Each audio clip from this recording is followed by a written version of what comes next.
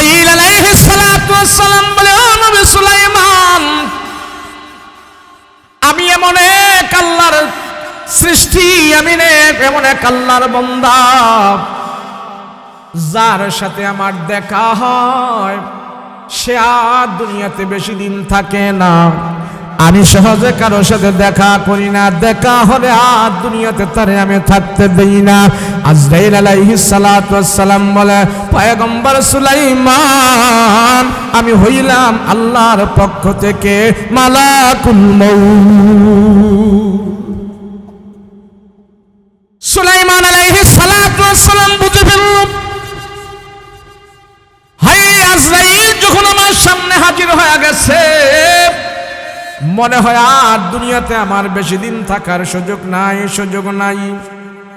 এবার নবী সুলাইমান আজরাইল আলাইহিস সালাতু ওয়াস সালামকে বলে, ও আজরাইল, বাইল্লার কাজ, এই মসজিদে আকসা বাইতুল মুকাদ্দাসের কাজটা আমি সম্পাদন করতেছি, জিন্নাতদেরকে দিয়ে আমি কাজগুলো করাইতেছি। এক একটা জিন্নাতকে আমি পরামর্শ দিয়ে হুকুম করি, তারপরে তারা কাজ করে। এখন যদি আমার মরণ হয় তাইলে তো আমি এই কাজগুলো অসম্পূর্ণ থেকে যাবে, এই কাজগুলো আর হবে না। জানো জিন জাতি তো অনেক খারাপ জাতি, এগুলির ধরে ধরে কাজ করাইতে হয়, বাইরে কাজ করাইতে হয়। এখন যদি আমার মরণ হয়ে যায়, আল্লাহর ঘরের কামটা তো বাকি হয়ে যাবে। আমি তোমার কাছে একটু সময় চাই, আমি জীবিত থেকে এই বাইতুল মুকাদ্দাসের কাজটা সম্পাদন করতে চাই, আমার একটু সময় দাও। সুলাইমান আলাইহিস সালাতু ওয়াস সালাম तमाम পৃথিবীর বাদশা, পশু পাখির কথা বুঝে, জিন জাতির কথা বুঝে, মাছের কথা বুঝে, বাতাসের কথা বুঝে, সব কিছু দুনিয়ার সব জ্ঞান আল্লাহ তারে দিয়েছে। নবী সুলাইমান ডাক দিয়া কয়, এ মালাকুল মউত, আমারে তুমি একটু সময় দাও, আমার একটু সময় দাও। আমি দুনিয়া থেকে আমি আল্লাহর ঘরের কাজটা সম্পাদন করতে চাই, পুরা করতে চাই। আমি যদি এক্ষুনি মরে যাই এই কাজটা বাকি থাকবে। আমার রাজত্ব যা আমি করেছে এগুলি নিয়ে কোনো আমি বড়াই করি না। আমি तमाम পৃথিবীর বাদশা হওয়ার পরও আমি এগুলো কোনো বড়াই করি না। অট্টালিকা বিল্ডিং করার পরে এগুলি আমার কোনো দলিল না। আল্লাহর ঘরের কাজটা আমি সম্পাদন করে যদি যেতে পারি, আল্লাহর কাছে যাই আমি বলতে পারবো, দুনিয়াতে বাদশা হইয়া আল্লাহ তোমার কিবলা, তোমার মসজিদুল আকসা আমি নির্মাণ করে আসছি। আজরাইল তুমি আমার সময় দাও, এই দেখো জিন জাতি নিয়ে আমি কাজ করাই। জিন জাতি খুব খারাপ জাতি, এগুলির পিটায় কাজ করাইতে হয়, এগুলির বাইরে কাজ করাইতে হয়, কাম ধরে ধরে কাজ করাইতে হয়। আমি যদি এখন আমার মৃত্যু হয়, কেউ কাজ করবে না, কেউ করবে না। দেখো সুলাইমান নবী বলে, দেখো আজরাইল, দেখো ওই জিন জাতিরা বিশাল বড় বড় সুন্দর সাদা সাদা পাথর এনে তারা এই বাইতুল মুকাদ্দাসের কাজ করতেছে। আমার একটু সময় দাও, আমার মরণ যেন পরে হয়। আজরাইল আলাইহিস সালাতু ওয়াস সালাম ডাক দিয়া কয়, না সুলাইমান, না, কাউকে দুনিয়াতে থাকার পারমিশন দেওয়া, একটা মুহূর্ত আমার পক্ষ থেকে দেওয়া, এটা আমার হাতে নাই, এটা হইল মাওলা পাকের হাতে, আমার তো সুযোগ নাই। এবার যখন বাদশা সুলাইমান বললেন, আমি আল্লাহ তোমার ঘরের কাজ করব, বাইতুল মুকাদ্দাসের কাজটা আমি শেষ করে তারপরে দুনিয়ার জমিন থেকে আমি বিদায় হতে চাই। এবার আল্লাহ পাক আজরাইল আলাইহিস সালাতু ওয়াস সালামের কাছে আবার জিবরাইলকে পাঠায়া নবী সুলাইমানকে ডাক দেয়া কয়, সুলাইমান গো, দুনিয়ার জমিন থেকে তুমি নির্দিষ্ট সময়ে চলে যাইবা, তবে আমি আল্লাহ তোমার জন্য একটা কাজ করতে পারি। হায়াত তোমার এখনই শেষ, আর এক মুহূর্ত থাকার তোমার কোনো সুযোগ নাই গো সুলাইমান, তবে আমি আল্লাহ তোমার জন্য একটা কাজ করে দেব। আজরাইল আলাইহিস সালাতু ওয়াস সালাম আর জিবরাইল আলাইহিস সালাতু ওয়াস সালাম তোমার পাশে এখন দাঁড়াইবে। ওয়াজিহি ওয়া আহলে বাইতিহি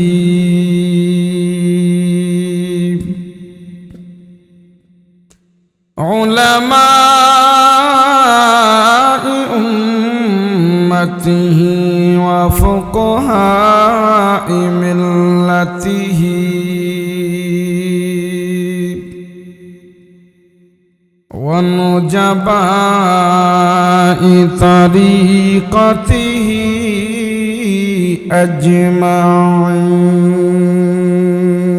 أجمعين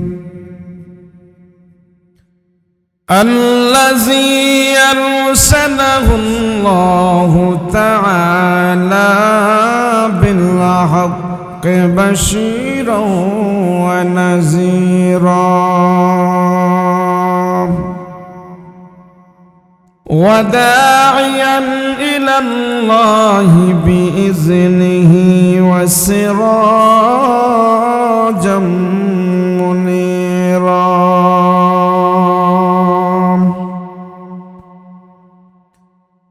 أما بعد فأعوذ بالله من الشيطان الرجيم بسم الله الرحمن الرحيم كيف تكفرون بالله وكنتم أمواتا فأحياكم ثم يميتكم ثم يحييكم ثم إليه ترجعون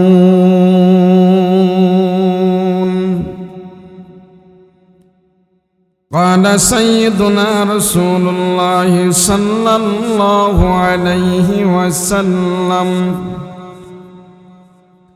الدنيا خلقت لكم وأنتم خلقتم للآخرة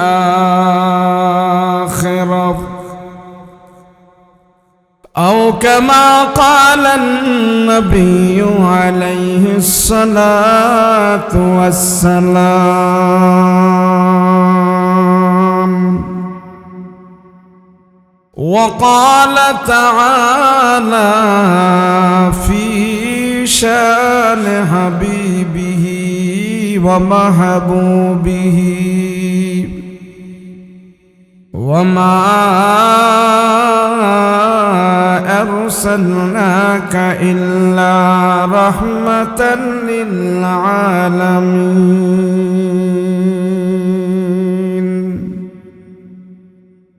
صلى الله على سيدنا ومولانا محمد وعلى آله وأصحابه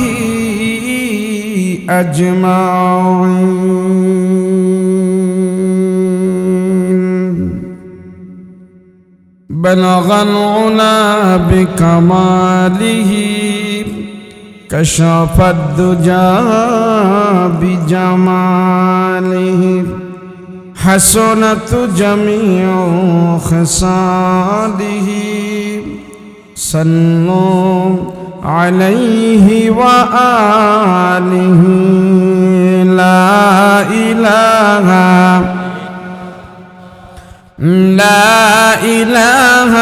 إلا الله لا إله إلا الله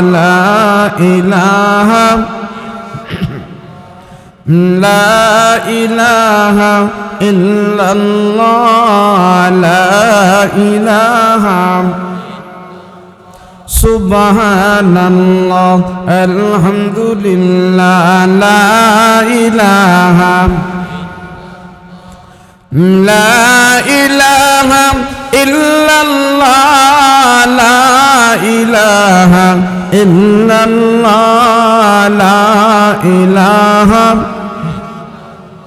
لا إله إلا الله محمد رسول الله صلى الله عليه وسلم চার কামটখালী পশ্চিমপাড়া হুসাইনিয়া নুরানিয়া হাফিজিয়া মাদ্রাসা ও যুব সমাজের উদ্যোগে ওয়াজ দোয়ার মাহফিল মোহতারাম শ্রদ্ধাভাজন সভাপতি মুআজ্জাজ মুকাররম উলামায়ে কেরাম তুলাবায়ে আযম সম্মুখপানে উপবিষ্ট দিনদার মুত্তাকি পরহেজগার ভাইয়েরা, পর্দার অন্তরালে অবস্থানরত আমার শ্রদ্ধেয় মা বোনেরা, আল্লাহ পাকের দরবারে কালিমাত শুকর আদায় করছি, বলি আলহামদুলিল্লাহ। আল্লাহ আমাদেরকে দয়া করে মায়া করে আপন করে রহমতি বরকতি নজর দি কোরআন ও হাদিসের আলোচনা শুনবো এবং বলবো, সেই সুবাদে আল্লাহ পাক আমাদেরকে এখানে একত্র করেছেন। এই একত্র হওয়াটা যেন আল্লাহর দরবারে কবুল হয়, সকলে বলুন আল্লাহুম্মা আমিন। আল্লাহ যারে ভালোবাসে, পছন্দ করে, মহব্বত করে, যার উপরে আল্লাহ পাকের রহমতের দৃষ্টি বারবার পড়ে, এই জমিনে তারে দিয়েই আল্লাহ পাক আল্লাহর কাজগুলো আদায় করে। আমাকে আপনাকে অল্প সময়ের জন্য হলেও আল্লাহ পাক ভালোবাসছেন। সেই জন্য এই গভীর রজনীতে আল্লাহ সুবহানাহু ওয়া তাআলা আমাকে আপনাকে একটি গুনাহমুক্ত মজলিসে বসার তৌফিক দান করেছেন। যতক্ষণ আমরা এখানে বসে থাকব অতক্ষণ আমাদের কোনো গুনাহ হবে। ওয়াজ মাহফিলে আসলে বসলে, ওয়াজ দিলে বললে শুনলে যেই সর্বপ্রথম যেই লাভটা হয় সেটা হলো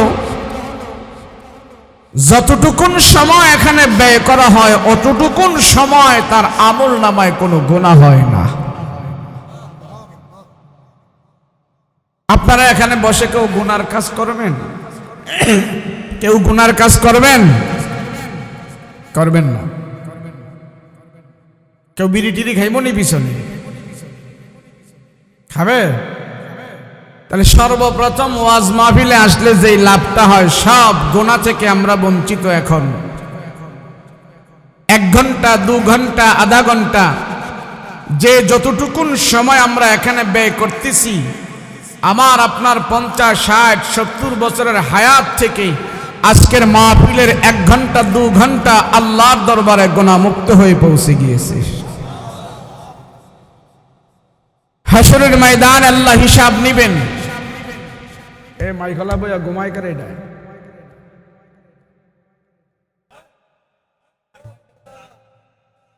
থাকতে লাভ হইল কেন?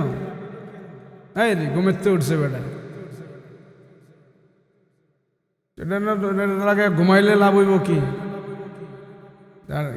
সুবিধা অসুবিধা এটা কইলে এটা তুমি লাড়াচাড়ি করতে না, গম্মত জেনে।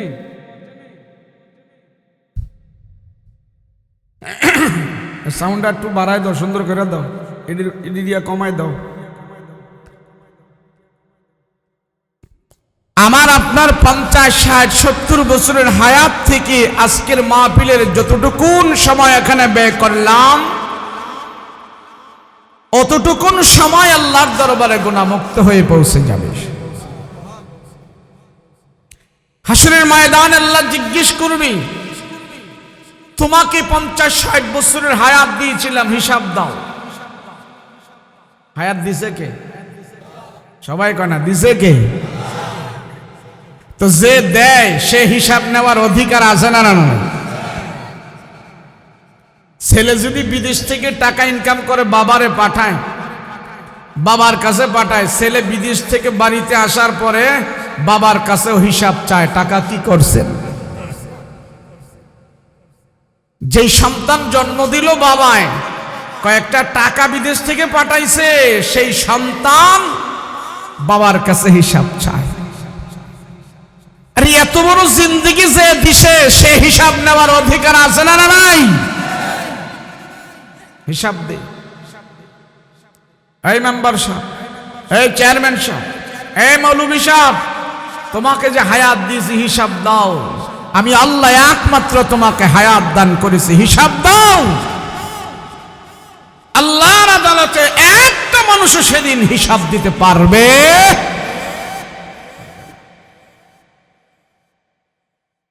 এজন্য আমাদের কার্যক্রম, আমাদের কথাবার্তা অনেক সময় এমন সিরিয়াস পর্যায়ে হয়ে যায়, এই সিরিয়াস পর্যায়ের কথাবার্তা শুনে আল্লাহ পাক আশ্চর্য হয়ে যায়। আল্লাহ আশ্চর্য হয়ে বলে, বান্দা তুই কেমনে করলি এটা? এই কেউ এই স্যারটা সরান, এই স্যারটা সরা দেন, স্যারে তুড়ো, স্যারে তুড়ো, এই স্যারটা সরান, খালি ঘুমায়, এডি কমায় দাও একটু, কিছু কন্যা কে ঘুমিত তো উইটা উইটা যদি বড় বড় দিব, একবার কমাইয়া আবার দেব বাড়াইয়া। চেহারটা সরাই দিলে খারায় একবার ঘুমাই থাকতো না। যাই হোক, বসুন। আল্লাহ হায়াত দিছে, আল্লাহ হিসাব নিবে, এটাই সত্য। সেজন্য আমি কোরআনে হাকিমের সূরা বাকারার 28 নম্বর আয়াতটা আমি তেলাওয়াত করেছি, তার উপরে আমি কথা বলব। এই আয়াতের শুরুতে আল্লাহ একটা বাক্য শব্দ ব্যবহার করেছেন,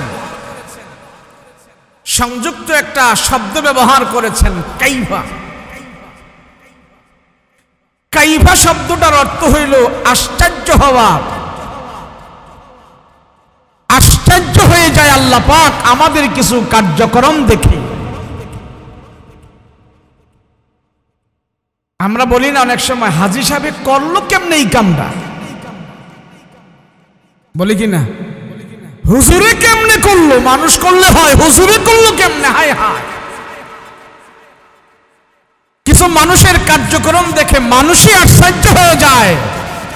আল্লাহ পাক বলে, বান্দা তোর কার্যক্রম দেখে, তোর চলাফেরা দেখে, তোর কথাবার্তা দেখে আমি আল্লাহ নিজে আশ্চর্য হয়ে যাই।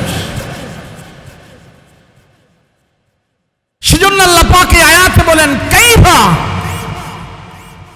হায় হায়, কেমনে করলি এই কাম?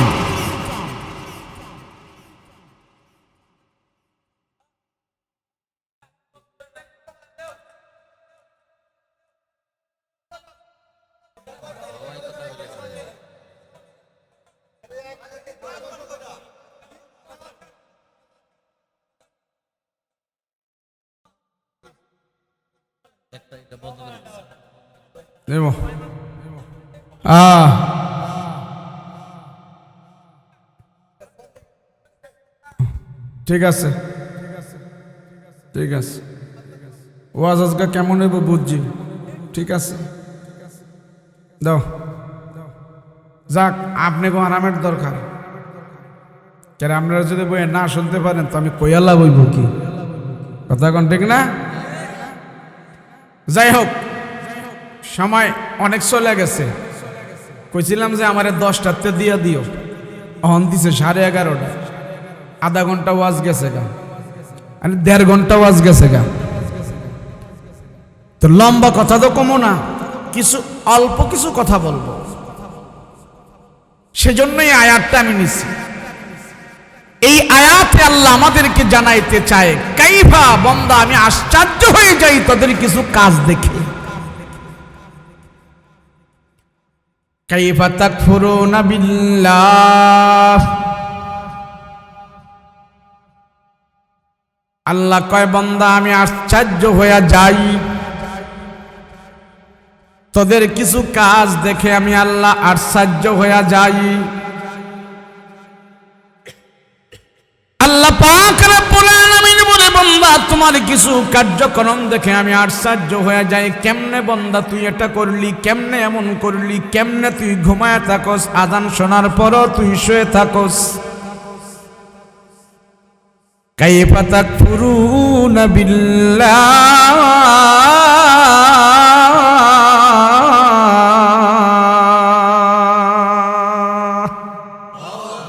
আল্লাহ আশ্চর্য হয়ে যায়, হারি তুই আমার আল্লাহর সাথে শিরক করস, নাফরমানি করস, কুফরি করস, বান্দা তোর নিজের খবর তোর কাছে নাই, কেমনে এই কাম করস? তুই যে কতটুক মানুষ, তুই যে কি রঙের মানুষ, তোর যা দাপট কতটুক, তোর যা ক্ষমতা কতটুক, তুই এটাও নিজে চিন্তা করস না, তুই এমন কাজ কেমনে করস? কে কয় এটা? যারা বলেন কে কয়? আল্লাহ। আল্লাহ পাক রব্বুল আলামিন বলে, বান্দা আমি আল্লাহ তোমার কার্যক্রম দেখে আশ্চর্য হয়ে যায়। কাইফা তাকফুরুনা বিল্লাহ, বান্দারে তুমি আমার সাথে কেমনে শরীক করো, কেমনে শিরিক করো, আমার আল্লাহর নাফরমানি তুমি কেমনে করো, আমি আশ্চর্য হয়ে যাই। আমার হুকুম মানো না, আমি আশ্চর্য হয়ে যাই। আমার আল্লাহকে মানো না, আমি আশ্চর্য হয়ে যাই। বান্দা তুমি একবার চিন্তা করলা না, তুমি কোথায় ছিলা? তুমি তো মৃত্যু ছিলা, তোমার কোনো চিহ্ন ছিল না, তোমার কোনো নাম গন্ধ ছিল না, তোমার কোনো অস্তিত্ব ছিল না, তোমার অস্তিত্ব ছিল না। বলেন আমাদের অস্তিত্ব ছিল? আল্লাহ পাক রব্বুল আলামিন বান্দার বাহাদুরি দেখে, কুফরি দেখে, আল্লাহর নাফরমানি দেখে আল্লাহ আশ্চর্য হয়ে যায়। আল্লাহ কয় কাইফা তাকফুরুনা বিল্লাহি ওয়া কুনতুম আমওয়াতা, তোমরা তো মৃত ছেলে, তোমাদের কোনো অস্তিত্ব ছিল না। আমি আল্লাহ তোমাদেরকে এক ফোঁটা নাপাক পানি দিয়া বানাইলাম, তোমার বাবার নাপাক পানি তোমার মায়ের রেহেমের ভিতরে দিলাম। যেই পানির কথা তুমি মানুষের সামনে বলতে পারো না, যেই পানির কথা দু চারজন মানুষের কাছে বলাও যায় না, যেই পানিটা এমন নরম, এমন ভাবে একবারে তরল, ওই পানি দুনিয়ার কোনো মানুষের কাছে কোনো দাম নাই। এক ফোঁটা নাপাক পানি থেকে আমি আল্লাহ তোদেরকে বানাইলাম, যেই বীর্য থেকে আমি আল্লাহ তোদেরকে বানাইলাম, এটা তোমাদের কাছে কোনো দামি না। ওই একটা বেদামি এক ফোঁটা পানি থেকে আমি আল্লাহ তোমারে বানাইলাম। মায়ের পেটের ভিতর থেকে আমি আল্লাহ তোমাকে বানাইলাম, বাবার পৃষ্ঠ থেকে আর মায়ের পেটের ভিতর থেকে আমি আল্লাহ তোদেরকে বানাইলাম। এ বান্দা তুমি একবার চিন্তা করো, তোমার কোথায় ছিল তুমি, আর এখন আসছো কোথায়? এবার আসো, আবার তুমি থাকবা না, আবার কবরের ভিতরে যেতে হবে। কুনতুম আমওয়াতা, আমি আল্লাহ মৃত্যু থেকে তোমাকে হায়াত দিলাম। ফাহিয়াকুম, তোমাকে জীবিত করালাম। সুম্মা ইউমীতুকুম, আবার তোমাকে মৃত্যু দেব। সুম্মা ইউহয়িকুম, আবার কবরের ভিতরে তোমাকে আমি আল্লাহ জীবিত করব। আমি আল্লাহ হায়াত দেই, মরণ দেই, আবার আমি জীবিত করব। আল্লাহ আশ্চর্য হয়ে যায় আমাদের এই কার্যক্রম দেখে। আর আশ্চর্য হওয়ারই তো কথা কোন ঠিক কিনা? কেমন সেই পানি দিয়ে আল্লাহ আমাদেরকে বানাইছে নাপাক। আল্লাহ কয় দেখ, এমন দুর্বল থেকে আমি তোরে বানাইতে সবল করেছি, এখন একটু শরীরের রক্ত গরম হইছে, আর আমার আল্লাহরে তুমি ভুলে গেছো। আমি কিন্তু ভুলি নাই বান্দা, তোমার আমি কেমন করে বানাইছি জানো? আর অতি দুর্বল থেকে, নাপাক থেকে আমি আল্লাহ নিজে কারিগর হইয়া তোমারে সৃষ্টির শ্রেষ্ঠ মাখলুকাত, সর্ব উত্তম মাখলুকাত, সুন্দর মানুষ আমি আল্লাহ তোমাকে বানাই দিয়েছি। বলেন আসমান সুন্দর না মানুষ সুন্দর? কথা কয় না দি? পাহাড় ঝরনা সুন্দর না মানুষ সুন্দর? মানুষ সুন্দর। আল্লাহ বলে মানুষ আমি তোমাকে সবচেয়ে বেশি সুন্দর করে বানিয়েছি। কেমনে জানেন? আমি আর আপনি মায়ের পেটের ভিতরে যতদিন ছিলাম, কেউ 9 মাস, কেউ 9.5, কেউ 10, কেউ আরো বেশি কম, মায়ের পেট ছাড়া দুনিয়াতে আমরা কেউ আসতে পারি নাই। প্রত্যেকে মায়ের পেটের ভিতরে আমরা ছিলাম। সেখানে আল্লাহ পাক প্রত্যেকটা মানুষকে বানানোর জন্য সেখানে 2 জন ফেরেশতা নিযুক্ত রেখেছেন। কয়জন জোরে কন? সবাই বলেন কয়জন? আমারে আপনারে মায়ের পেটে বানাইছে কয় ফেরেশতায়? কথা কয় না, কয় ফেরেশতায়? এই 2 ফেরেশতারে আল্লাহ দায়িত্ব দিয়েছে, আমার বান্দার মায়ের পেটে পর্যায়ক্রমে তোমরা বানাইবা, আমার বান্দার সব কিছু তোমরা তদারকি করবা, তাদের কি জায়গায় জায়গায় রক্ত মাংস হাড্ডি চর্বিগুলো সেট করবা। এ ফেরেশতারা তোমাদেরকে আমি আল্লাহ দায়িত্ব দিলাম, এই দুই ফেরেশতা মায়ের পেটের ভিতরে আমি আপনি যখন রক্ত জমাট বাঁধা শুরু করলাম, মানুষে রূপান্তরিত হবে। এই দুই ফেরেশতা আল্লাহকে ডাক দিয়া কয়, আল্লাহ তোমার বান্দাকে আমরা কেমনে বানাইতাম? আঙ্গুল কি 22টা হবে না 20টা হবে? চোখগুলো কি টারা হবে না সোজা হবে? কতটুক লম্বা হবে, কতটুক বেটে হবে? আল্লাহ তোমার বান্দাকে আমরা কেমনে বানাইতাম? আল্লাহ আমাদেরকে বলে দেন। আহকামুল হাকিমিন ডাক দিয়া কয়, ফেরেশতারা আমার বান্দাকে কেমনে বানাইবা এটা আমার কাছে জিজ্ঞেস করার দরকার নাই। ওই যে লৌহে মাহফুজের বোর্ড আছে, সেখানে তাকায়া দেখো। লৌহে মাহফুজের বুট এমন একটা বুট, লৌহে মাহফুজ এমন একটা জিনিস, ওখানে আল্লাহ পাক তামাম পৃথিবীর সেখানে নিযুক্ত করে রেখেছেন। পবিত্র কোরআনে কারীম সেখানের মধ্যে আল্লাহ লিপিবদ্ধ করে রেখে দিয়েছে। আমি আপনি সব মানুষ সেখানে ছিলাম।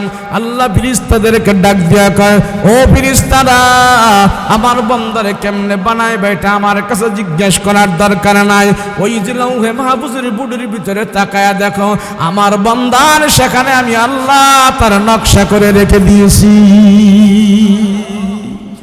ওখান থেকে দেখে দেখে ফেরেশতারা আমার আপনার মায়ের পেটের ভিতরে আমাদের পা বানায়, আমাদের হাঁটু বানায়, পর্যায়ক্রমে ক্রমে মাজা বানায়, গার বানায়, কাঁধ বানায়, পেট বানায়, পিঠ বানায়।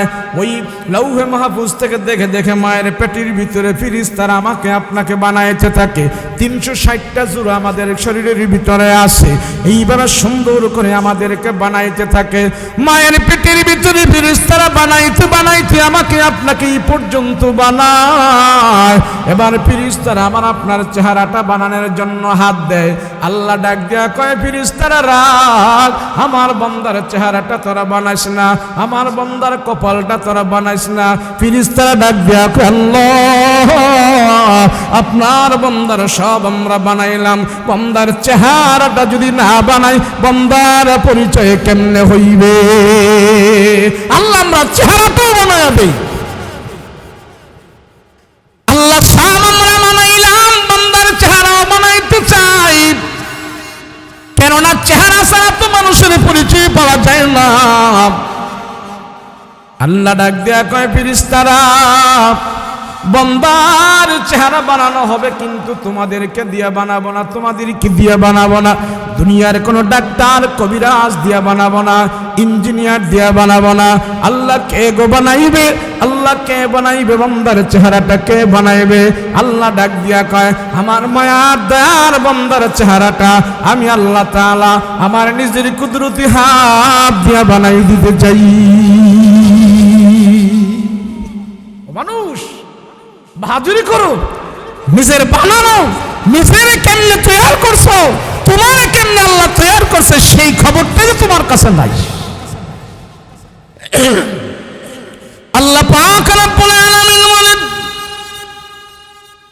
ফেরেশতারা আমার বান্দাকে আমি আল্লাহ সবচেয়ে বেশি ভালোবাসি, সেই জন্য আমার বান্দার সম্মানিত কপাল এবং সম্মানিত চেহারাটা আমার আল্লাহর নিজের হাত দিয়ে আমি বানাই দিতে চাই। আল্লাহ আমার আপনার সেই সম্মানিত কপাল এবং চেহারাটা আল্লাহ নিজের কুদরতি হাত দিয়ে বানাই দিয়েছে। আর আল্লাহ পাক ডাক দিয়া কয়, ফেরেশতারা শোনো, আমার বান্দা যখন দুনিয়ার জমিনে যাইবে, আমার বান্দার এই সম্মানিত কপাল আমার আল্লাহর কুদরতি কদমে লাগায় যখন সাজদা দিয়া পড়ে থাকবে, আমি আল্লাহ তাআলা একটা সাজদার দাম তামাম পৃথিবীর চাইতে আরো বেশি দাম আমার কাছে হয়ে যাবে। মানুষ তুমি তো চিন্তা করো না, তোমার যে আল্লাহ কত সুন্দর করে বানিয়েছে। মানুষ যখন আল্লাহ থেকে গাফেল হয়ে যায়, আখিরাত থেকে গাফেল হয়ে যায়, জান্নাত থেকে গাফেল হয়ে যায়, পরকালের স্মরণ থেকে গাফেল হয়ে যায়, তখন এই মানুষটা আস্তে আস্তে সে নিমক হারাম হয়ে যায়। এই টানছো করে একটু সরাও, চাটা খাই নেমে ওয়াজ দাও, হুদাহুদি বেজাল টাজাল করো না, চুপচাপ বাও, কতক্ষণ কথা কইয়া যায়। আল্লাহ পাক বলেন, যখন এই মানুষটা দুনিয়াতে গাফিল হয়ে যায়, কোরআন হাদিস বুঝে না, আল্লাহ রসুল বুঝে না, নামাজ রোজা করে না, আখিরাত সম্পর্কে সে উদাসীন হয়ে যায়, তখন তার নিজের অস্তিত্বই সে নিজে মনে থাকে না। সে তার যে কতটুক দাম, সেই যে কতটুক দামি, তার যে কতটুক সম্মান, আমার আল্লাহর যে কত পাওয়ার, আমি আল্লাহ তারে কি দিয়েছি, সেই বিষয়ে সে উদাসীন, বেখবর। আমার আল্লাহকেও শেষ পর্যন্ত সে চিনে না। তখন এমন আছে না নাই? আহারে, যে মানুষ কোরআনের জ্ঞান নেই, হাদিসের জ্ঞান নেই, আখিরাতের জ্ঞান নেই, সে যত জ্ঞান তালাশ করুক না কেন, সে এক পর্যায়ে এমন হয়ে যায়, তারে যে আল্লাহ বানাইলো সেই জিনিসটাও সে ভুলে যায়। বলে না, এখন অনেক শিক্ষিত আছে, অনেক শিক্ষিত আছে, বাংলাদেশের পড়াশোনা শেষ করে দেশের বাহিরেও পড়াশোনা করেছে, এমন বিশাল বড় বড় শিক্ষিত আছে। ওই শিক্ষিত নামের অশিক্ষিত লোকগুলো মাঝে মাঝে তাদের কথা শুনলে শয়তানও লজ্জা পায়। আছে না নাই? ওই ঢাকাতে এক রিক্সাওয়ালা রিক্সা চালাইতেছে, বুঝছেন, রিক্সা চালাইতেছে, রিক্সা চলতেছে, তো ওই রিক্সার মধ্যে এক ভদ্র জেন্টলম্যান উঠছে। ওটা বলে আমার বাসায় দিয়া। স্যার কোথায় যাবেন? আমি অমুক জায়গায় যাব। চলতেছে, ঠিক আছে স্যার বসেন। চলতেছে, রিক্সা চলতেছে, রিক্সা চলতেছে। তো ওই রিক্সাওয়ালা ছিল দিনদার। কিছু দিনদার দিন মজুর আছে না, শ্রমিক ভাই দিনদার আছে না, মাথায় টুপি আছে, পাগড়ি আছে, গায়ে জুব্বা আছে, জামা আছে। তো চলতেছে, রিক্সা চলতেছে। তো এই যাত্রী রিক্সাওয়ালারে বলতেছে, কিরে তোরে দি মোল্লা মোল্লা বাপ দেখা যায়, কি করো? আর কি করবো, আল্লাহ বিল্লাহ করি, রিক্সা চালাই, আর কি আমাকে জীবনে এইটা। আল্লাহ বিল্লাহ করস, নামাজ পড়স, করি কয়েক তো 5 ওয়াক্ত, 5 ওয়াক্ত নামাজ পড়তে তোর কয় মিনিট লাগে? 5, 15, 75 মিনিট, 15 মিনিট করে ধরলে। এখন হ্যাঁ হ্যাঁ নসিহত খয়রাত করতেছে, আরে বেটা 5, 15, 75 মিনিট যদি নামাজে ব্যয় না করে আরো যদি রিক্সা চালাস, 200-300 টাকা বেশি ইনকাম করতে পারবি, আরামে চলতে পারবি। নাউজুবিল্লাহ, তো আসতে কইলেন। এটা কিন্তু আমি বানাই কইছি না, আমি ভালো লোকের শুনেই কইতেছি। এখন সেই লোক বলে, রিক্সাওয়ালা শ্রমিক বলে, স্যার এটা কি বলতেছেন আপনি? নামাজ তো আল্লাহ পাক হিসাব নেবে, প্রথম হিসাব, এই হিসাব তো আল্লাহর আদালতে আমি দিতে হবে, তাহলে নামাজ ছাড়া তো আমার উপায় নাই। রিক্সা ভদ্র এই যাত্রী কয়, আরে বেটা কিসের হিসাব কিতাব, কিসের হিসাব কিতাব? মৃত্যুর পরে আল্লাহর আদালতে প্রথম হিসাবই হবে নামাজের হিসাব। তো নামাজের হিসাব হইলে, নামাজের হিসাব হইলে তুই কি? আমি আল্লাহর দরবারে তো মৃত্যুর পরে হিসাব দিতে হবে, তাই সেই জন্য আমি নামাজ পড়ি। আপনি কি বলেন এগুলা? কয় না বেটা শোন, বাংলাদেশের পড়াশোনা শেষ কইরা বাহিরেও পড়াশোনা করে আসছি, কিসের মৃত্যুর পরে হিসাব কিতাব, এগুলা কিচ্ছু দরকার নাই। তো বেটা রিক্সা চালা, উন্নত হ, পয়সা কামা, ঘুমছে আরামে চলবি, মরণ হবে একদিন, কি এর হিসাব কিতাব হবে? রিক্সাওয়ালা স্যার এটা কি কন? যে আল্লাহ আমারে বানাইলো, যে আল্লাহ আমাকে বানাইলো, আমারে হায়াত দিল, সেই আল্লাহ তো আদেশ করছেন নামাজের জন্য, তো আল্লাহ তো আমার হিসাব নিবে, এটা আবার কেমন কথা কন? এখন রিক্সাওয়ালা, এই রিক্সার যাত্রী কয়, কিসের বেটা আল্লাহ টাল্লাহ, পড়াশোনা বহুত করে দেখছি, আল্লাহ টাল্লাহ নাই। এখন যখন এই কথা কইছি, রিক্সাওয়ালা তো ঘাড় ঘুরাইয়া পিছনের দিকে তাকায়া দেখে, এটা সুবিধা না, এটা বুশের মতো দেখা যায়, দাড়ি মোছ নাই, কুচ্ছু নাই, ইসলামের নাম গন্ধ তার ভিতরে নাই। স্যার এটা কইলেন কি? বলে হ্যাঁ আমি যা কইছি তাই বেটা। নাস্তিকদের একটা উক্তি হইল, পৃথিবীটা এমনি এমনি হয়েছে, কোনো আল্লাহ টাল্লাহ কেউ করে নাই, পৃথিবী এমনি এমনি হয়েছে। এখন সে রিক্সাওয়ালা বলে, স্যার আমি কথা মানতে পারি না, যদি আল্লাহ টাল্লাহ না থাকে তাহলে আসমান জমিন কেমনে চলে? ওই শিক্ষিত ভদ্র জেন্টলম্যান কয়, আসমান জমিন এমনি এমনি চলে। বলেন এমনি এমনি চলে? আসমান জমিন এমনি এমনি চলে? এখন রিক্সাওয়ালা রাখ, তুই কত পড়াশোনা করছ, আজকা তোরে বুঝাইয়া সারুন। আসমান জমিন নাকি এমনি এমনি চলি? মাথা খারাপে কয়েক রিক্সাওয়ালা রিক্সার হ্যান্ডেল পেট্রোল সাফানি বন্ধ করে রাস্তার পাশে বসে রয়েছে। হ্যাঁ, যায়ও না, লড়েও না, সরেও না, হ্যাঁ বই রয়েছে রিক্সায়, হ্যাঁ বই রয়েছে রাস্তায়। এখন যাত্রী তো শুধু রিক্সাত বসে রয়েছে। কি রে, তুই রিক্সার থেকে নাইমা রাস্তায় বসে রয়েছিস, ব্যাপার কি? খুব ভাল লাগে না স্যার, রিক্সা চালাইতাম না। মানে হঠাৎ করে তুই রিক্সা চালাবি না, ব্যাপার কি? আমার এই অর্ধেক রাস্তায় এনে দাঁড় করাই দিলি, বেটা আমাকে বাসায় দিয়ে আস। না স্যার, আমি আর রিক্সা টিক্সা চালাইতাম না, আবার লাগে না। আরে আমার আগে বাসায় দিয়ে আস, এরপরে তুই চালাইস না। না চালাইতাম না রিক্সা আমি। কি লেগে চালাবি না? কারণ কি চালাবি না কেন? এতক্ষণ চালাইছিস, এখন চালাইতাম না। না চালাইতাম না। কারণটা কত চালাইছি না কেরে? একটু আগে যে আপনি কইলেন এই আসমান জমিন বলে কেউ চালায় না, এটি বলে এমনি এমনি চলে, তো আমি আজকে দেখমু আমার 3 চাক্কার রিক্সাটা চালাইতাম না, দেখি এটা এমনি এমনি চলে নেই। বলেন 3 চাক্কার রিক্সা কি এমনি এমনি চলবে?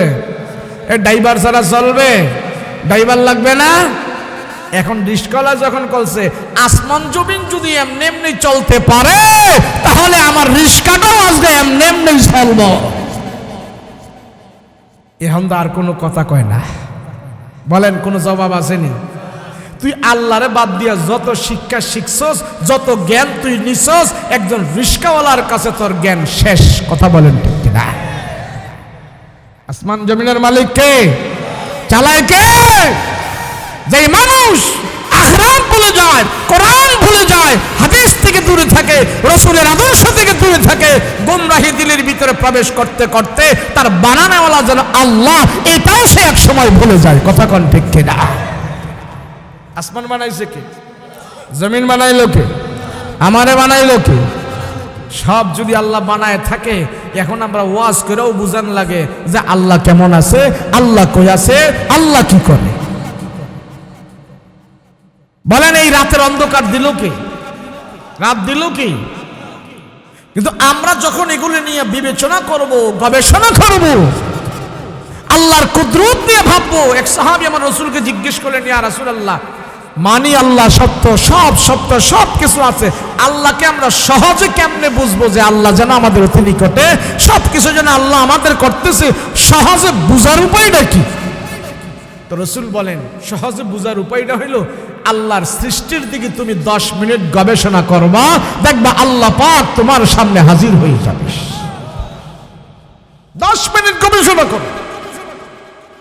ওই যে এক কবি সুন্দর গবেষণা তার প্রকাশ করছে কবিতার আকারে। কায়াচ্ছা মানুষ বল দেখে রাত্র কেন কালো, চাঁদ সূরজ কোথা হতে পেল এত আলো, পশু পাখি কয় না কথা, মানুষ কেন কয়, বলো বলো বলো মানুষ এসব কেমন করে হয়, ফুলগুলি সব নানান রঙে কেমন করে হয়, পাতাগুলো সবুজ বটে ফুলের মতো নয়, দুধ কেন হয় সাদা, মরিচ কেন ঝাল, আমগুলি পাকলে আবার কেমনে তা হয় লাল, আমরা মানুষ বাস করি পাই এই দুনিয়ার রঙে, হাতের রেখায় আর চেহারা মিলে না কারো সঙ্গে, আর মিলে না কথার ধরন আঙ্গুলের টিপ, আল্লাহ আছে একজন এবার প্রমাণ হলো ঠিক। মানুষ তুই আল্লাহরে চিনিস না বেটা? এই যে আমাদের হাতের এই যে ফিঙ্গারের যে ছাপ, এটা একজনের সাথে আরেকজনেরটা মিলেনি। আমাদের কুমিল্লার মানুষের সাথে আর কিশোরগঞ্জের মানুষের সাথে মিল আছে? এই নান্দাইলের মানুষের সাথে মিল আছে?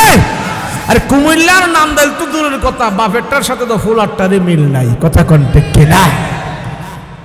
আল্লাহ তো প্রত্যেকটা মানুষের এই ফিঙ্গারের ছাপ আমি একটা শিল বানাই দিয়েছি, দুনিয়াতে এই করো সেই করো এত কিছু আবিষ্কার করেছো, একজনের হাতের ফিঙ্গারের ছাপ আরেকজনের নকল করার ক্ষমতা আমি আল্লাহ দেই নাই। কথা বলো ঠিক কিনা?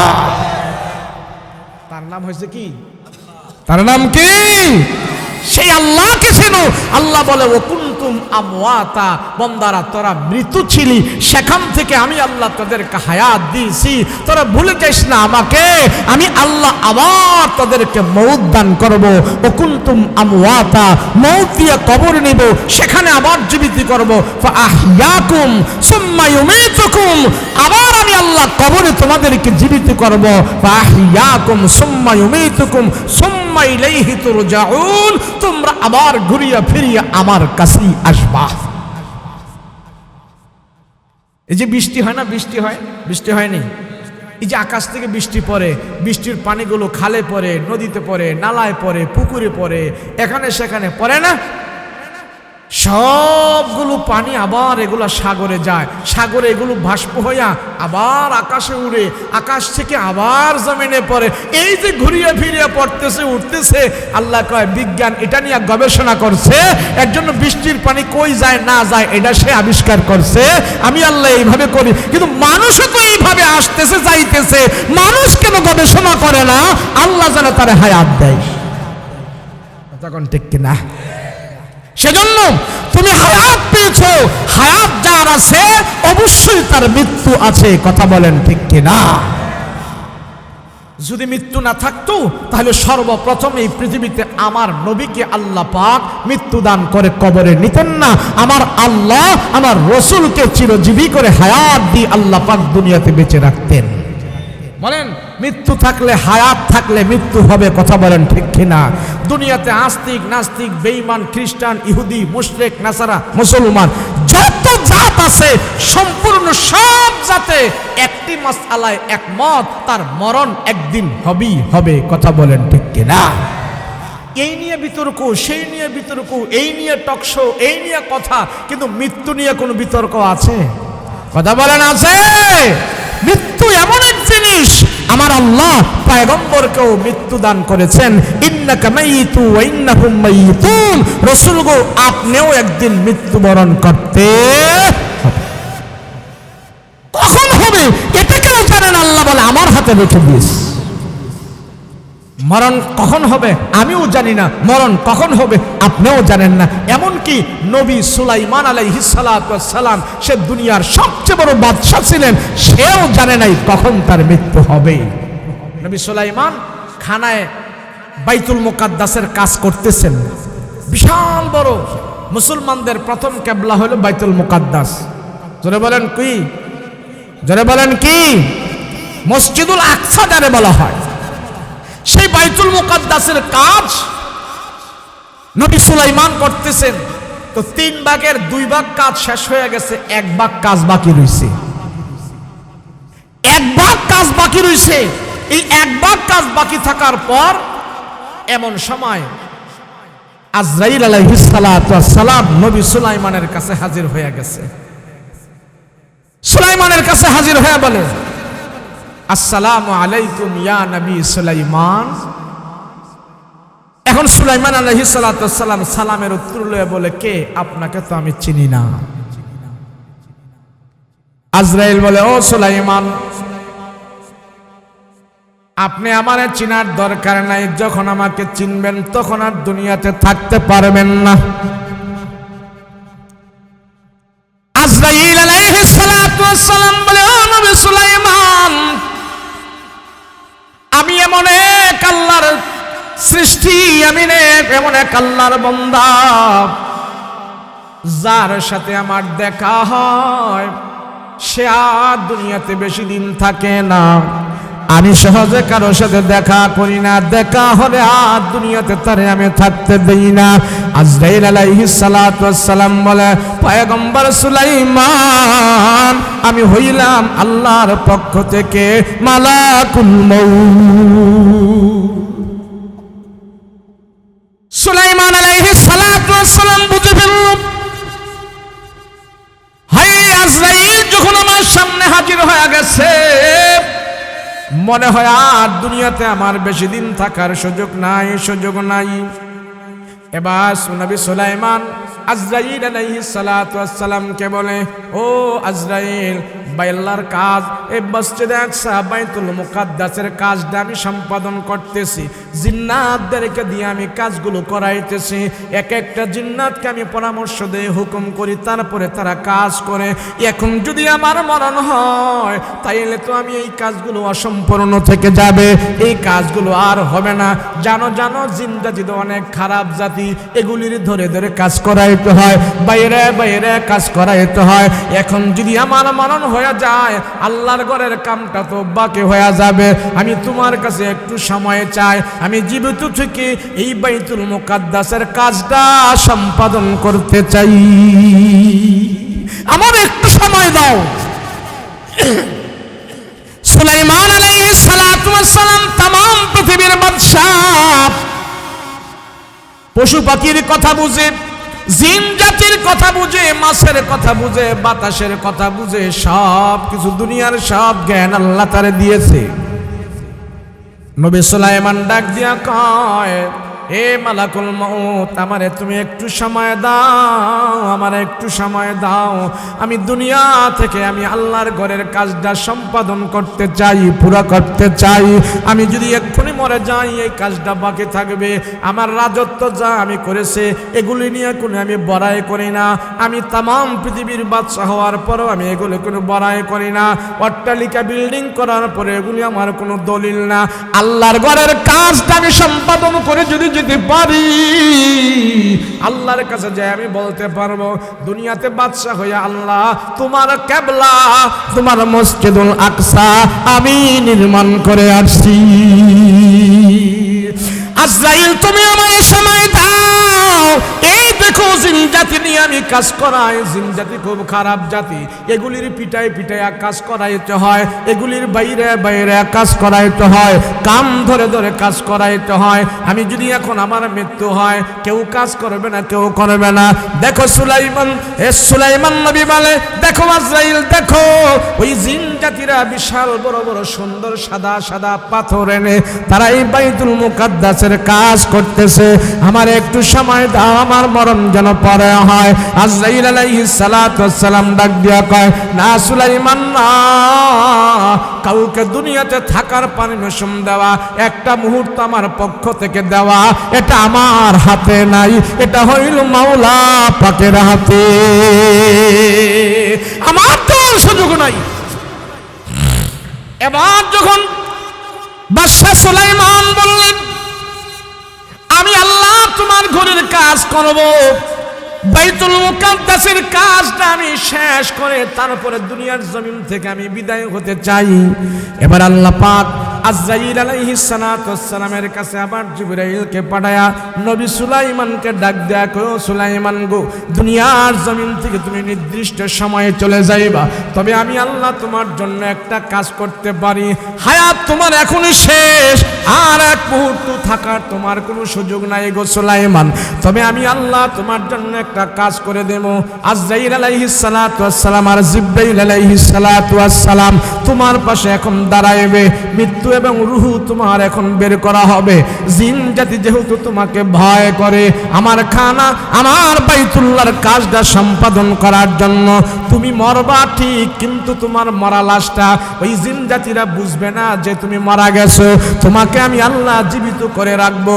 তুমি যে লাঠি ভর করে করে চলো, যেই লাঠি তোমার হাতের মধ্যে আছে, ওই লাঠির আর পিছনে দিয়া ওই লাঠির মধ্যে তোমার লাশটা আমি লাগাইয়া রাখবো।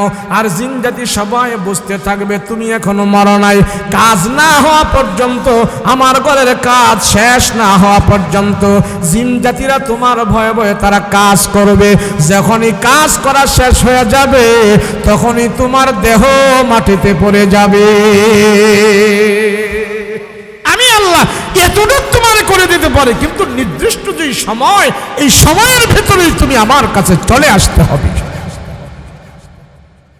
নবী সুলাইমান বলে, আয় আল্লাহ, ঠিক আছে, আমি তো চাই আগে আগেই আপনার সাথে সাক্ষাৎ করার জন্য দুনিয়াতে থাকার আমার দরকার নাই, দুনিয়াতে থাকার আমার সরকার নাই, দুনিয়াতে থাকার আমার এত স্বাদ নাই। আমি কখন আপনার সাথে দেখা করব, আমি কখন আপনার সাক্ষাৎ করব, সেই জন্য আমি পাগল পারা। আল্লাহর দিদার আমার কখন লাভ হবে, সেই জন্য আমার মন সব সময় চায়। তবে ও আল্লাহ, আপনার ঘরের কাজটা সম্পাদন করার জন্য তো আমি আপনার কাছে একটু অনুমতি চাই। আল্লাহ কয় না সুলাইমান, না, নির্দিষ্ট সময়ে তুমি আমার কাছে চলে আসতে হবে। এবার আজরাইল আলাইহিস সালাতু ওয়াস সালাম নবী সুলাইমানের রূহটা নিয়া আল্লাহর দরবারে হাজির হয়। আর নবী সুলাইমানের রূহ নেওয়ার পর লাশটা মাটির মধ্যে পড়ে নাই, বিশাল বড় একটা কাঠের লাঠির মধ্যে এইভাবে হেলাম দিয়া নবী সুলাইমান দাঁড়ায় রয়েছে। আর জিনজাতিরা সবাই কাজ করতেছে। রাত্র হয়ে গেল, সন্ধ্যা হয়ে গেল, নবী সুলাইমান বাসায় যায় না। জিনজাতিরা কয় ব্যাপার কি, ব্যাপার কি? নবী সুলাইমান তাজগা কোথাও যায় না, আমার দিকে তাকায় রয়েছে। রাত্র হয়ে গেছে, বাসার মধ্যে যায় না। কেমন করে আবার বাসায়ও যায় না? খানা দানাও খাইবে না নাকি? আমগরও খাইতে দিবে নাকি? জিনের সর্দার যেটা আছে কয় কথা কইস না, শুনলি কিন্তু লাঠি দিয়া পিটাইবে। কাজ করতে থাক, কাজ করতে থাক। আরে সুলাইমান নবী খাওয়া দাওয়া ভুলে গেছে, খাইতেও বাসায় যায় না, ঘুমাইতেও বাসায় যায় না। জিনের সর্দার কয় কথা কইস না, খাওয়া দাওয়া সব ভুলে গেছে। আল্লাহ ডাক দিয়া কয় নবী সুলাইমান গো, তোমার ভয়ের কারণে ওই জিন জাতি যারা আছে তারাও খানা দানা ভুলে যাইবে, আপনার কাজ তারা সম্পাদন করবে। সুলাইমান আলাইহিস সালাতু ওয়াস সালাম মৃত্যুর পরে তার দেহটা এইভাবে দাঁড়ায় রইল। আল্লাহ পাক জিন জাতিদেরকে বুঝাইতেছে নবী সুলাইমান এখনো মরে নাই, তোরা তাড়াতাড়ি কাজ কর। এবার রাত্রেও জিনেরা কাজ করে, দিনেও জিনেরা কাজ করে। কাজ করতে করতে যখন নাকি একবারে কাজ শেষ হয়ে গেল, ওই বাইতুল মুকাদ্দাসের কাজটা সম্পাদন করা হয়ে গেল, কমপ্লিট হয়ে গেল। এরপরে যায় নবী সুলাইমানের লাশটা ওই লাঠের কাঠি ভাঙ্গা জমিনের মধ্যে পড়ে গেছে। লাশ এবার পড়ে গেছে। সব ছেলেরা দৌড়ে আসলো, হায়রে কি হইল, কি হইল?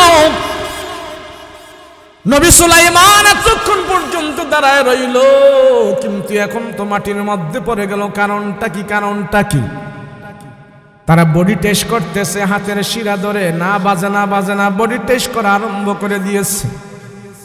একজনে পা টিপে আবার জনে এইভাবে শ্বাস টিপতেছে, বুকের উপরে হাত দিয়া দেখতেছে কি ব্যাপার, কয় না, লাড়াচাড়া করে না। হাতের মধ্যে ধইরা জিনজাতিরা কয় হায় রে, এটা তো বহুত আগে মারা গিয়েছে। আমাদের নবী সুলাইমান বহুত আগে তো দুনিয়ার জমিন থেকে বিদায় হয়ে গেছে। কয় কেমনে বুঝলি? কয় বডিয়ে বলে বহুত আগে সে মারা গেছে। এবার তারা গবেষণা শুরু করলো, কয়দিন আগে নবী সুলাইমান মারা গেছে এটা তারা দেখবে। যেই কাঠের লাঠির মধ্যে নবী সুলাইমান হেলান দিয়া দাঁড়ায় ছিল, ওই জিনজাতিরা ওই কাঠের লাঠিটা চেক করে দেখে, কাঠের লাঠিটা শুরু থেকে শেষ পর্যন্ত পুরাটা গুনি পোকায় খায়া খায়া শেষ করে রাখছে। এই গুনি পোকায় খাইয়া যখন নাকি একবারে শেষ করেছে, লাঠি ভেঙে গেছে, নবী সুলাইমান দুনিয়ার জমিনে পড়ে গেছে। এবার তারা মাপা শুরু করলো লাডের কাঠিটা, এই কাঠিটা তারা মাপা শুরু করলো, বাঁশের কাঠি আর মাপা শুরু করলো। একটা জীবিত উই পোকা কাঠের মধ্যে লাগায়া দিছে, কাঠটা খাওয়া শুরু করলো। সন্ধ্যা থেকে একদম রাত্র পর্যন্ত, সকাল থেকে সন্ধ্যা পর্যন্ত কাঠের লাঠিটা সারাদিন খাইলো। খাওয়ার পর তারা এই মাপ করলো, আমতাজ করলো পুরাটা লাঠি কয়দিন লাগছে খাইতে। আর নবী সুলাইমান কত আগে মারা গেছে। জিন জাতিরা হিসাব করে দেখে এই পরিমাণ ঘুনি পোকায় যদি লাঠিটা খায়, তাইলে নবী সুলাইমান 1000 বছর আগে মারা গেছে। আল্লাহ পাক ডাক দিয়ে বলে, সুলাইমান এক মুহূর্ত তুমি থাকতে পারবা না। দুনিয়ার বাদশাহী আমি তোমাকে দিয়েছি, কিন্তু মৃত্যু তোমাকে আমি দিয়েছি। দুনিয়ার জমিনে থাকার কোনো সুযোগ নাই, পারমিশন নাই। বন্ধুরা আমার শোনো, দুনিয়ার জমিনে তুমিও থাকবা না, আমিও থাকবা না।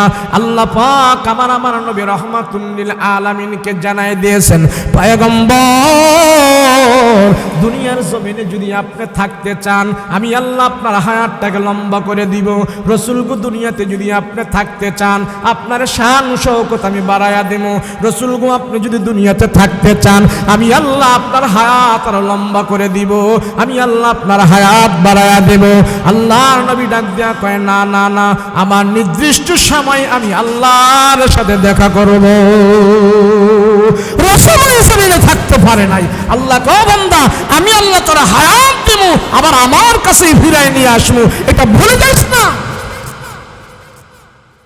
শুধু মৃত্যু ছাড়া কেউ পৃথিবীতে থাকতে পারতো, এক নম্বরে থাকতেন আমার নবী।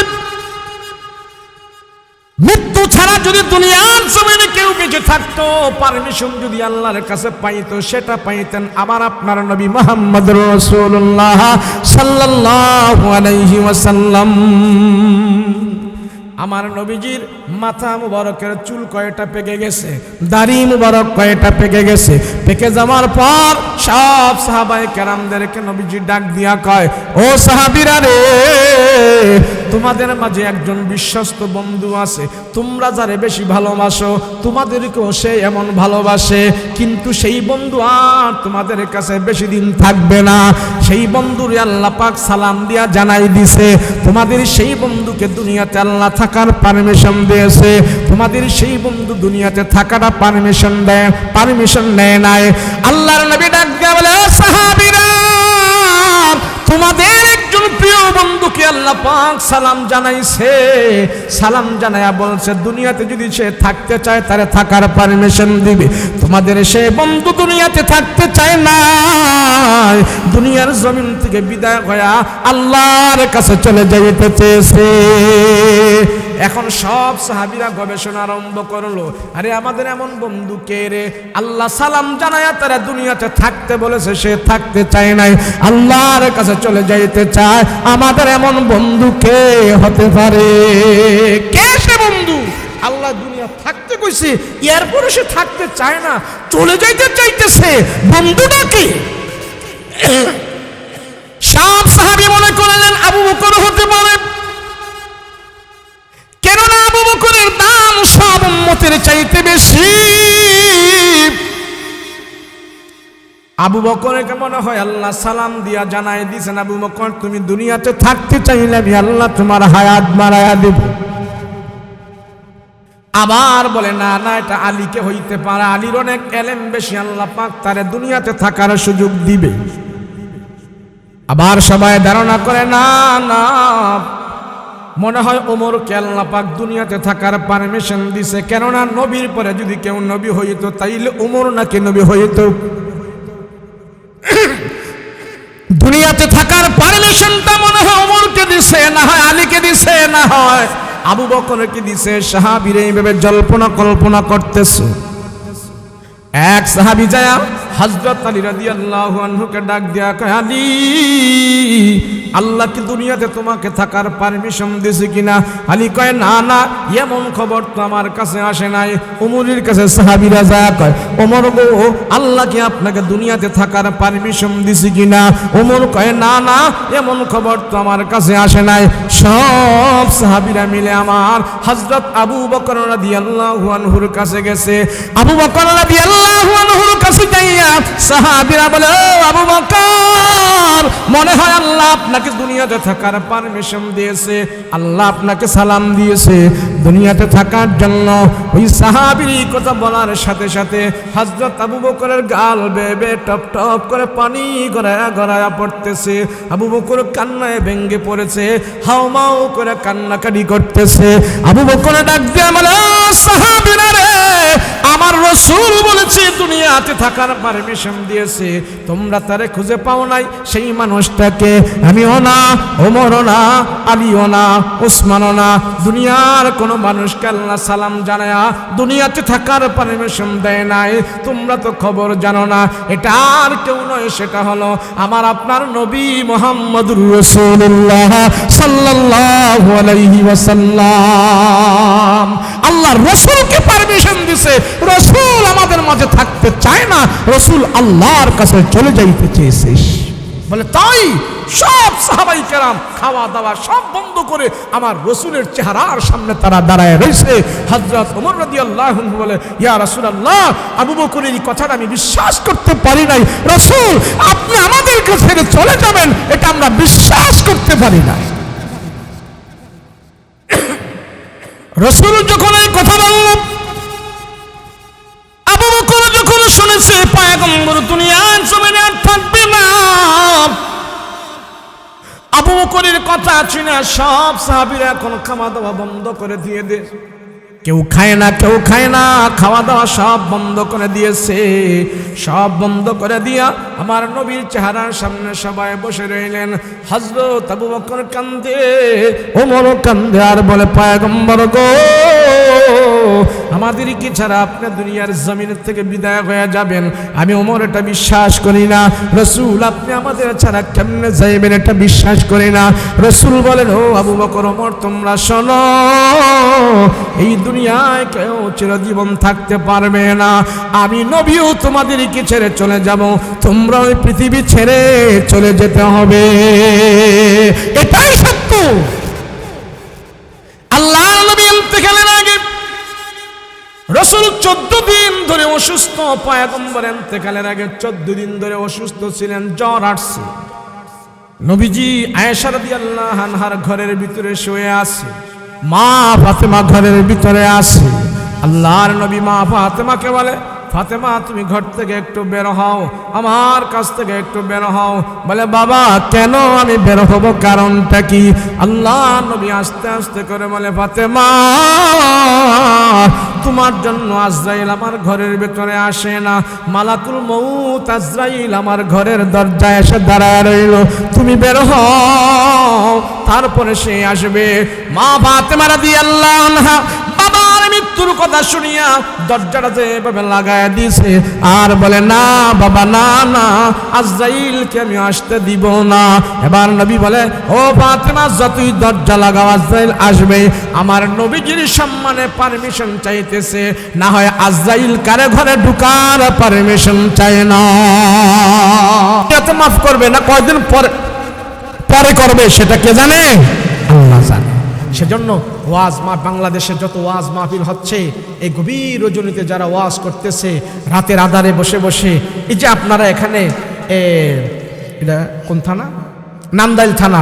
এই যে নান্দাইল থানা থেকে শুধু একটা ওয়াজ হইতেছে, বলেন কমপক্ষে এই থানার ভিতরে কি আরো 3-4টা ওয়াজ হইতেছে না? তো আচ্ছা, দেশে কি শুধু নান্দাইল থানা একটাই থানা বাংলাদেশে, নাকি এরকম থানা বহুত আছে? 600-র উপরে বাংলাদেশে থানা আছে। তাহলে 600-র উপরে যদি বাংলাদেশে থানা থাকে, তাহলে এক একটা থানাতে যদি এমন ওয়াজ মাহফিল একটা করে হয়, কথা বলে, এক থানায় কি একটা ওয়াজ হয় না?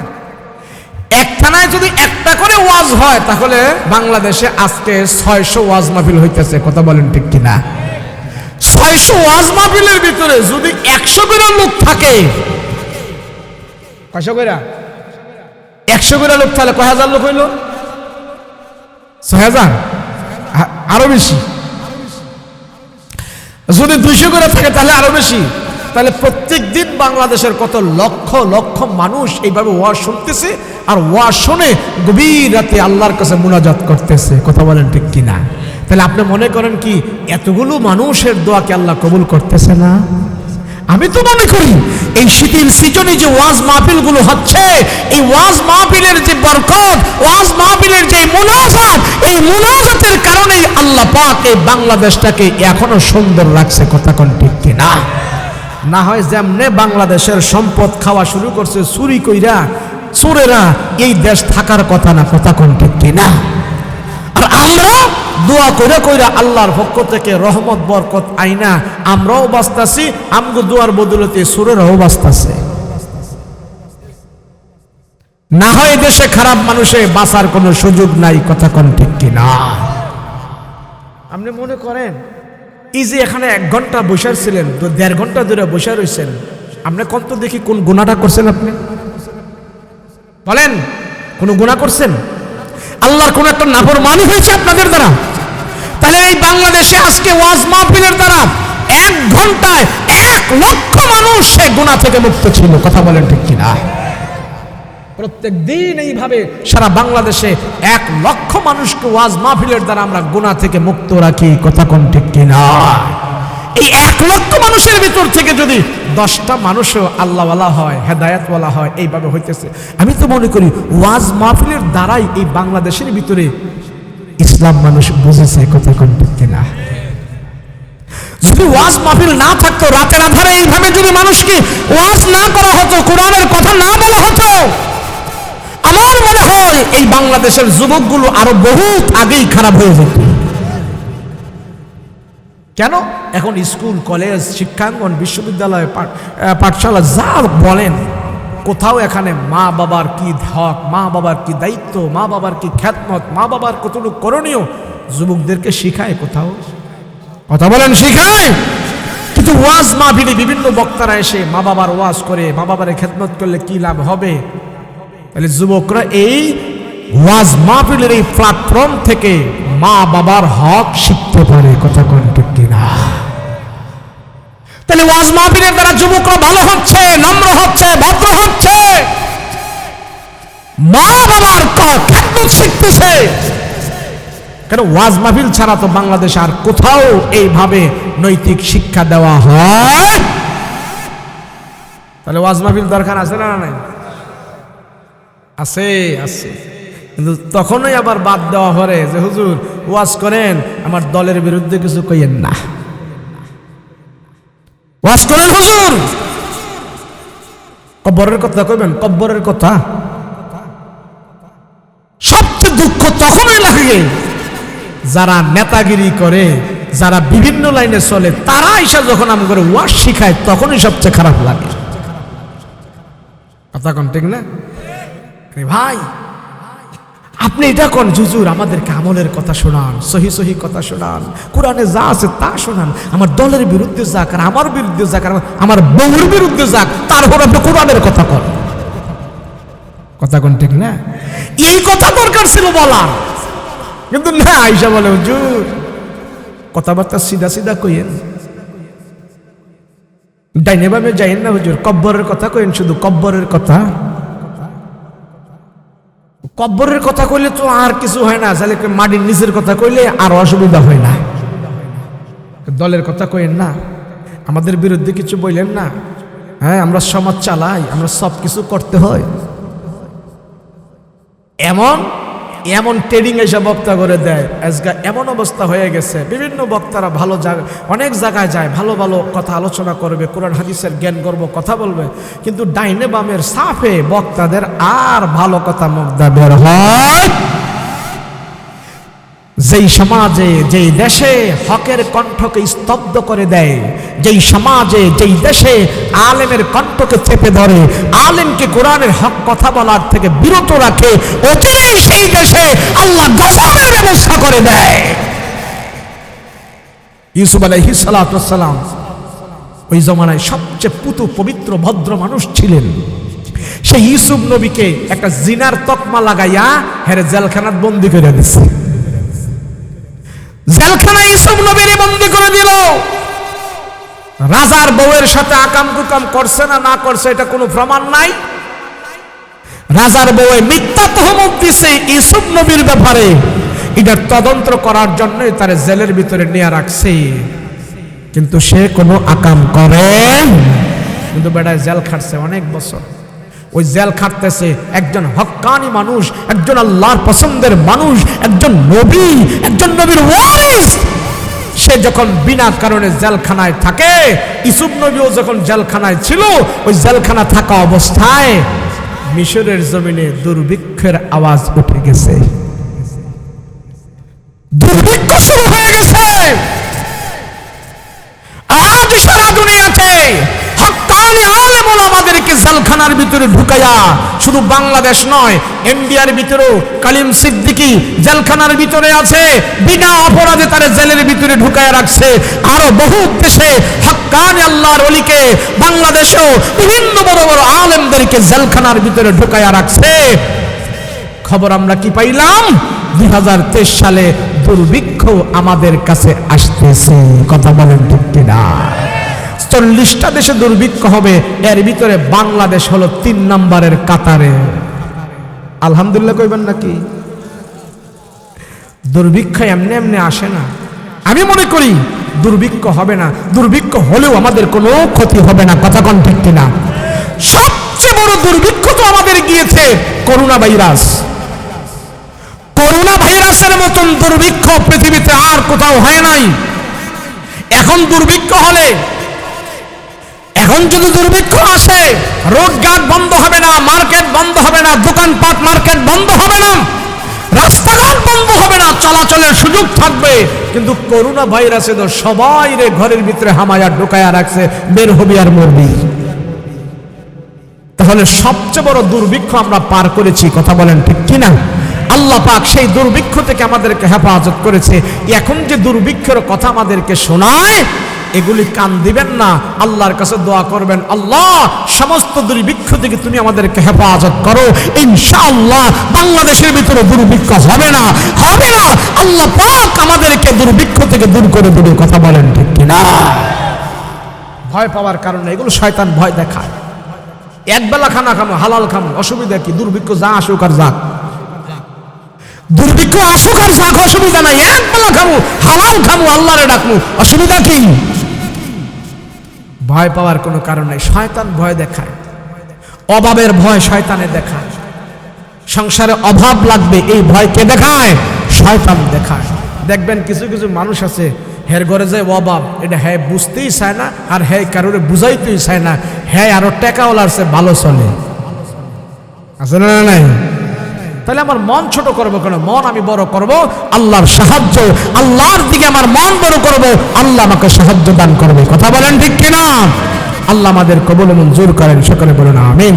সবাই ইস্তিগফার করে আস্তাগফিরুল্লাহাল্লাযী লা ইলাহা ইল্লা হুয়াল হাইয়ুল কাইয়্যুম ওয়া আতুবু ইলাইহি লা হাওলা ওয়ালা কুওয়াতা ইল্লা বিল্লাহিল আলিয়্যিল আযীম।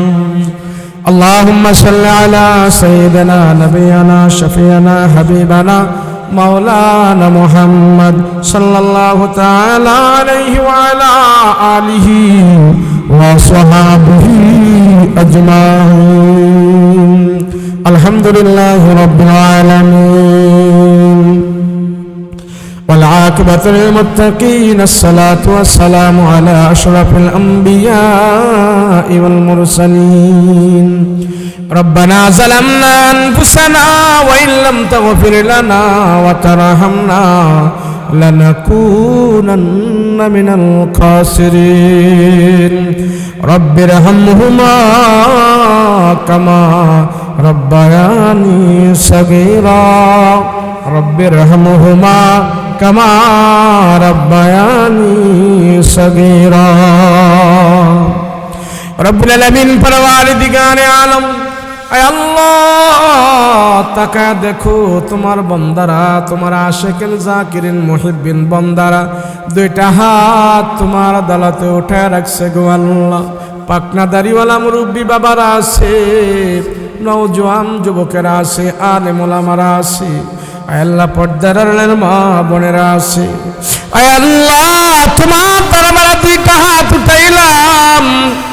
মালিক গো, এত রাত্রে তো কেউ জাগনা থাকে না, শুধু আমরা জাগনা রয়েছি। আল্লাহ রাত্রে যত গভীর হয়, দুনিয়ার মানুষের বাসা বাড়ি দরজা জানালা গেট সব বন্ধ হয়ে যায়, অফিস আদালত বন্ধ হয়ে যায়, রোডঘাট গুলো ফাঁকা হয়ে গেছে, সাপ বিচ্ছুগুলো গর্তের ভিতরে চলে গেছে। আল্লাহ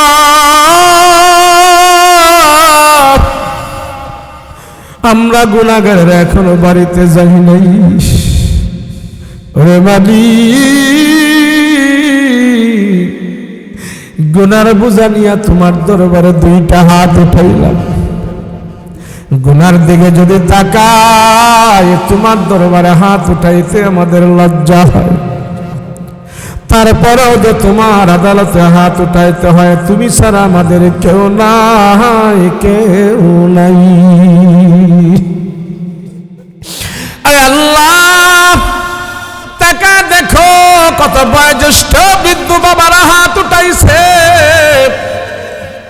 বয়স বৃদ্ধি হওয়ার কারণে তাদের চুলদারি পাইকা গেছে, গায়ের চামড়া ঢিলা হয়ে গেছে, চোখের পাওয়ার নষ্ট হয়ে গেছে, দাঁতগুলো নাড়াচাড়া করতেছে, সোজা হয়ে দাঁড়াইতে পারে না, লাঠি ভর করে করে তারা হাঁটা চলাফেরা করে। আয় আল্লাহ, এমন বৃদ্ধ বাবাদেরকে নিয়ে তোমার দরবারে হাত উঠাইলাম, আল্লাহ তাদেরকে মাফ করে দাও, সাথে সাথে আমাদেরকেও মাফ করে দাও। ও মালিক, তাকা দেখো, কার মা নাই, কার বাবা নাই, কার ভাই নাই, কার বোন নাই। আল্লাহ এমন সন্তান এখানে হাত উঠাইছে যে হাত দিয়া তার মা বাবারে কবরের ভিতরে রাখছে।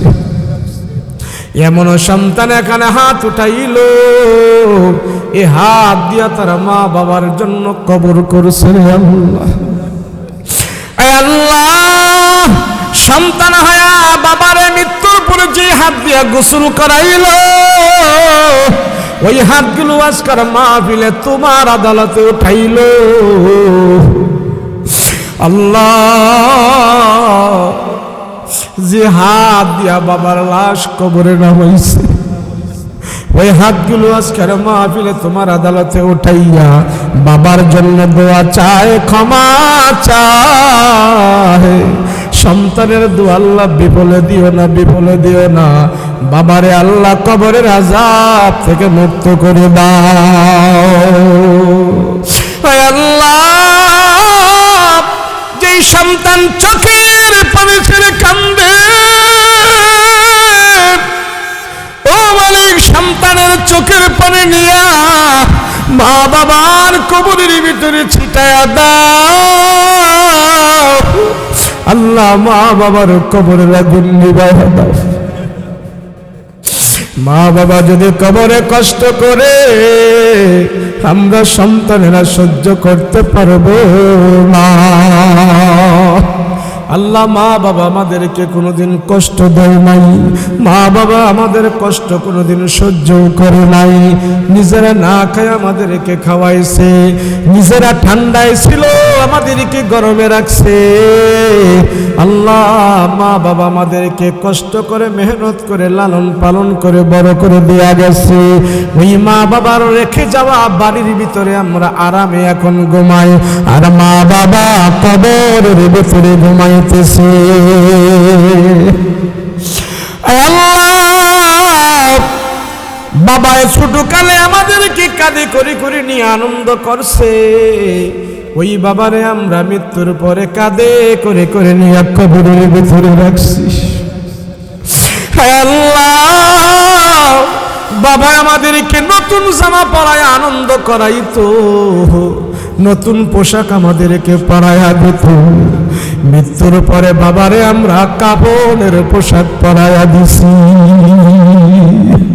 আল্লাহ, যাদের বাপ মা অন্ধকার কবরে আছে, আল্লাহ অন্ধকার কবরে বাতি জ্বালায়া দাও। বাবার কবরে জান্নাতের বিছানা বিছায়া দাও।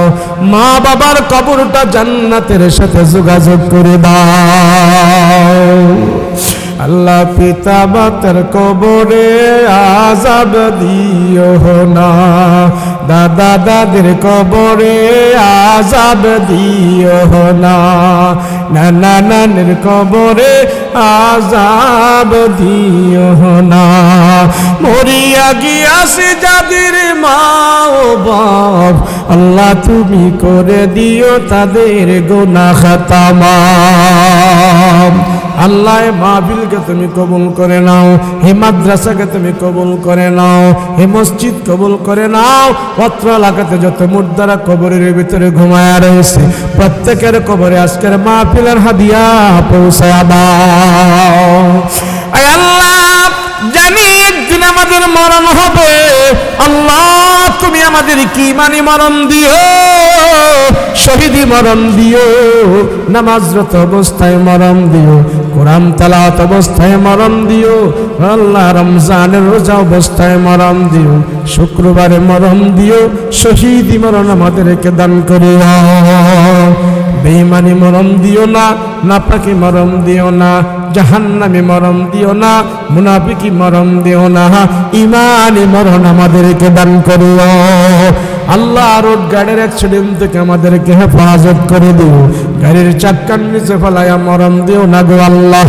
আয় আল্লাহ, দুশ্মনী থেকে হেফাজত করে দাও, জালেমের জুলুম থেকে হেফাজত করে দাও, সমস্ত বিপদ আপদ থেকে আমাদেরকে হেফাজত করে দিও। আয় আল্লাহ, এই মাদ্রাসাটা হইল, আয় আল্লাহ এই মাদ্রাসাকে তুমি কবুল করে নাও, আয় আল্লাহ এই মাদ্রাসাকে তুমি কবুল করে নাও, আয় আল্লাহ মাদ্রাসাকে তুমি দিনের মার্কাজ হিসাবে কবুল করে নাও। অত্র এলাকার মানুষগুলো যেন দিনের মহব্বত নিয়ে চলতে পারে সেই তৌফিক দান করে দাও। আয় আল্লাহ, এত রাত্রে তোমার কাছে যতগুলো আবদার করলাম তুমি কবুল মঞ্জুর করে নাও। আয় আল্লাহ, জীবনে বহুত মোনাজাত করেছি, জানি না কোন মোনাজাত কবুল করেছো রে আল্লাহ। আজকের মোনাজাত তুমি খালি ফেরত দিও না, খালি ফেরত দিও না গো আল্লাহ। আয় আল্লাহ, শেষবারের মতন ফরিয়াদ করি রে খোদা, মক্কা মদিনায় যাবার তৌফিক দান করে দাও, নবীর রওজায় যাওয়ার তৌফিক দান করে দাও, নবীর রওজায় প্রাণ ভরে সালাম দেওয়ার সুযোগ করে দাও, খানে কাবার গিলাপ ধরে ধরে কান্না করার সুযোগ করে দাও, জীবনে একবার হলেও নবীর রওজায় শরীক করে দাও। আর যদি না যাইতে পারি, ঘুমের ঘরে পয়গম্বরের নুরানি চেহারাটা স্বপ্নে যোগে দেখায়া জাহান্নামের আগুন হারাম করে দাও। সাল্লাল্লাহু তাআলা আলাইহি ওয়া আলা আলিহি ওয়া আসহাবিহি আজমাইন। সুবহান রাব্বিকা রাব্বিল ইজ্জাতি আম্মা ইয়াসিফুন ওয়া সালামুন আলাল মুরসালিন ওয়ালহামদুলিল্লাহি রাব্বিল আলামিন। বিহাক্কি লা ইলাহা ইল্লাল্লাহু মুহাম্মাদুর রাসূলুল্লাহ।